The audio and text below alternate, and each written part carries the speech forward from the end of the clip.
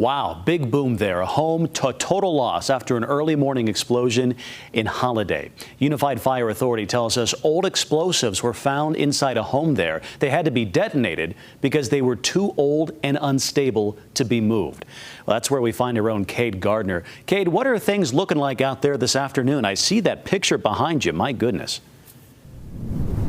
Yeah, Brian, well, those explosives you were talking about were sticks of old dynamite, and there's really nothing left of this house except a chimney that you can see behind me.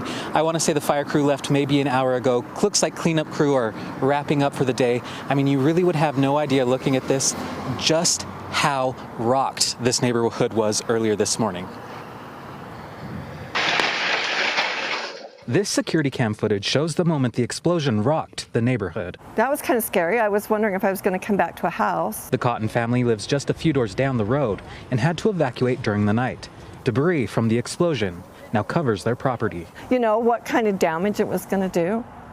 So, I mean, there's some, and it's a mess, but it's repairable. Nobody died. This security footage from Robert Eliasoff shows the home engulfed in fire moments after the blast. We'll probably stay one more night at my stepdaughter's place and then come back tomorrow. Like the Cotton family, Eliasoff had to evacuate last night. An officer approached my door and told me that I needed to evacuate, and I asked him, how much time do I have? He said, just get what you can and let's go. He did not get to return to his home to look at the damage on his house until 2 in the afternoon. If I can get the windows boarded up and get it cleaned up enough, then we can bring the dogs back in and be back in our house. Authorities say this all started yesterday when the homeowner, who recently lost her husband, was cleaning the house and found the dynamite. The dynamite was so old that we weren't able to get it out, not even with a bomb robot.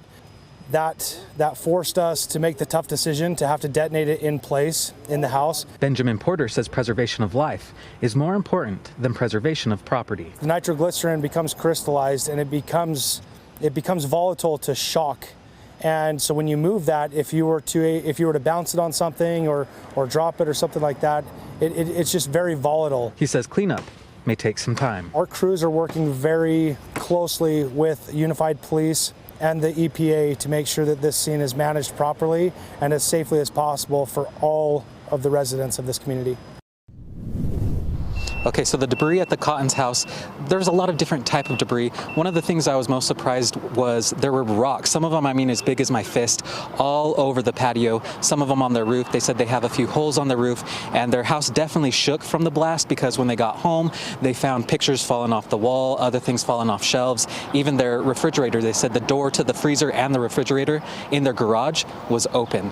But more than anything, they say they are glad that none of their neighbors were hurt in this blast. Live in Holiday, Cade Gardner, back to you.